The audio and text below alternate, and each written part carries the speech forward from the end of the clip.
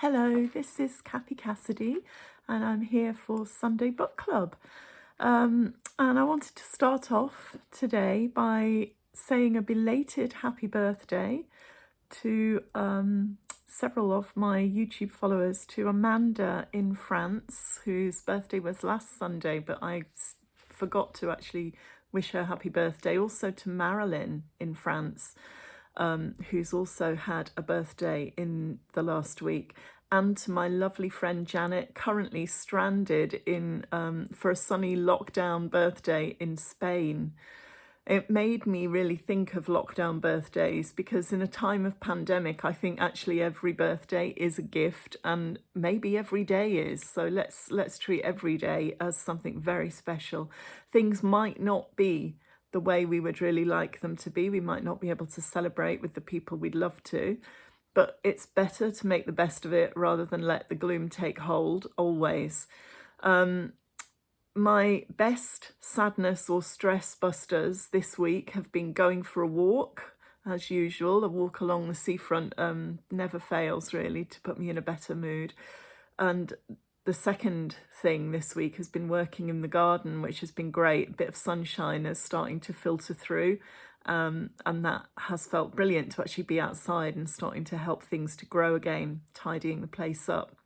And the third thing has been painting the staircase. Some of you who watched my Christmas greeting might remember that I started painting the staircase and the kind of under the stairs cupboard area just before Christmas. Not the best time to start a big project like that, but I'm still at it, still doing the fiddly bits. And it's so absorbing when you're kind of working with a really tiny paintbrush, trying to get everything just right. You do forget everything else. So my advice to you, find something that really works for you. Find something that will take your mind away from whatever it is that's stressing you out.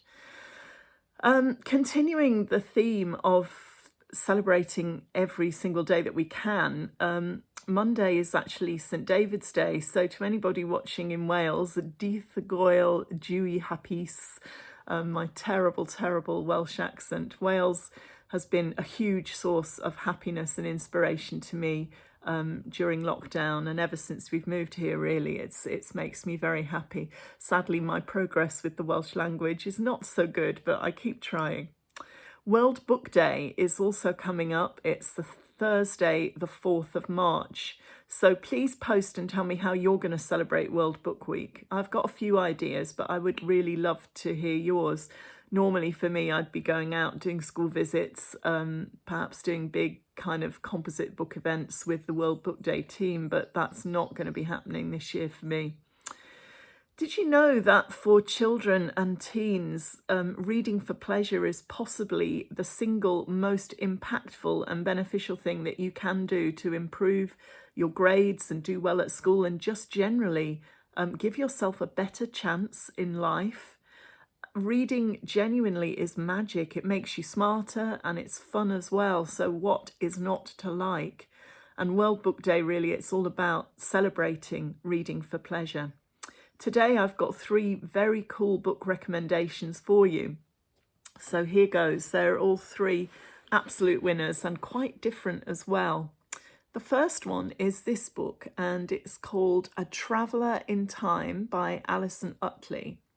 And I was talking about much loved favourite old books online not so long ago, and this book came up, and I hadn't read it, but so many of my friends were raving about this story and saying that they'd loved it while growing up. I really had to check it out, and I'll show you. It has this particular edition that I managed to find, has the most adorable, just beautiful black and white illustrations by an illustrator called Phyllis Bray in it, so that made me like it too. But it's so evocative of life in London and also in the countryside in the late 1930s.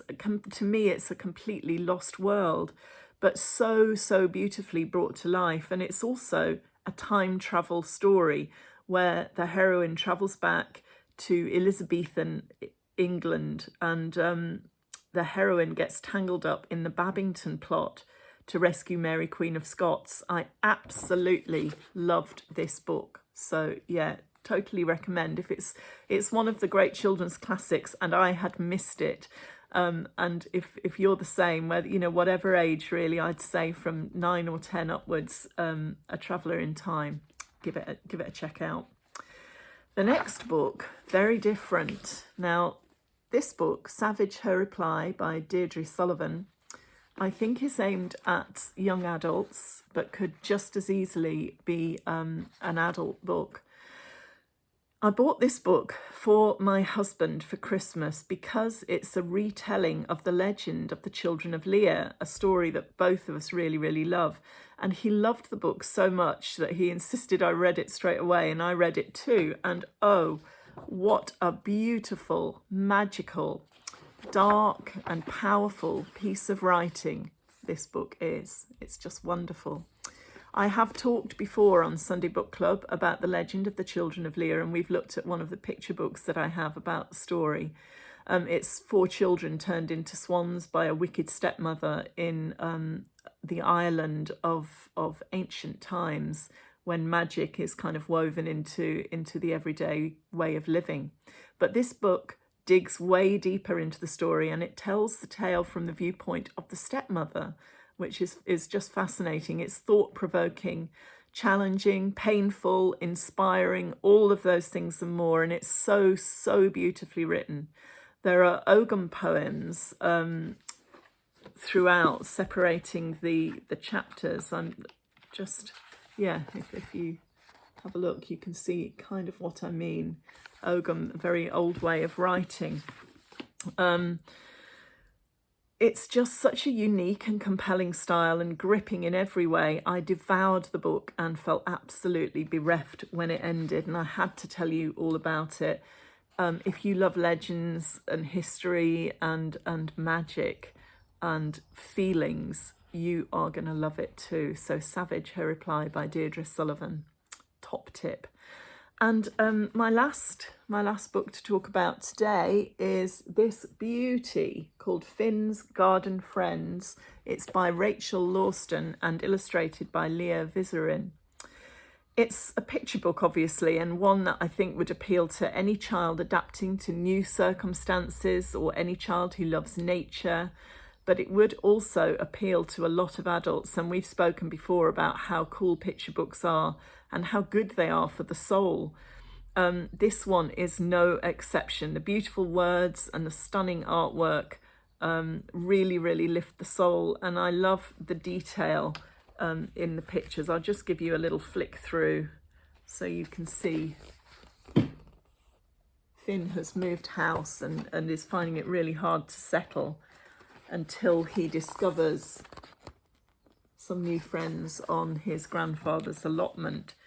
At the back of the book, this is the most beautiful thing of all. It's a little puzzle where you can go back through the story and spot all the different creatures. Just so clever and so beautifully done, beautifully written, beautifully illustrated. Just loved every bit about it. It's all about, the message is so wonderful. It's all about friendship and caring for the world around us, and what is not to like about that. I was asked a couple of times in the comments this week. A lot of you loved chapter 23 from Sunday Girl this week, where Jude almost literally bumps into Carter at the railway station when she's about to set off for Scotland for the wedding, and Carter is rollerblading with some of the rest of the street hockey team and has a bit of a dodgy accident. And I did promise that I would tell you the story of what inspired that particular scene in the story. So Carter's skating accident was actually inspired by something that happened that I saw, that I witnessed while I was writing the book. And I was standing by the departures board in Glasgow Central Station, and I was catching the train down to Ayr and then ready to go home. This was back when I lived in Scotland.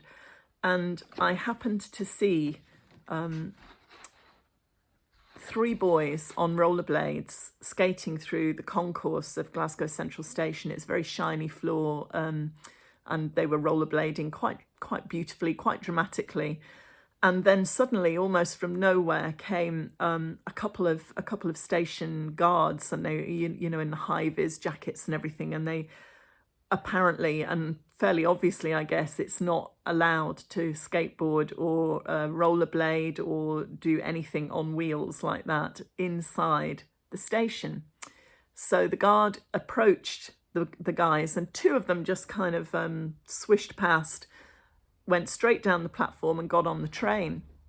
But one of them got caught in a pincer movement, and the two guards kind of cornered him, and he was so upset at being caught. He was only a teenager, he was only a kid, but he felt so upset. His friends had got away and he had got cornered, and they were telling him off and shouting at him and telling him that he wasn't allowed to rollerblade in the station.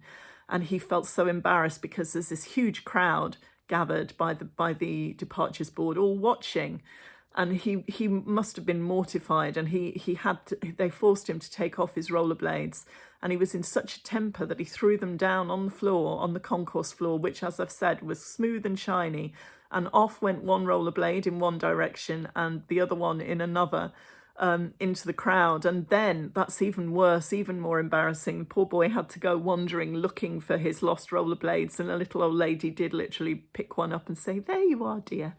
And as I was watching it, I just knew that was exactly the kind of awful catastrophe, accident-prone thing that would happen to Carter.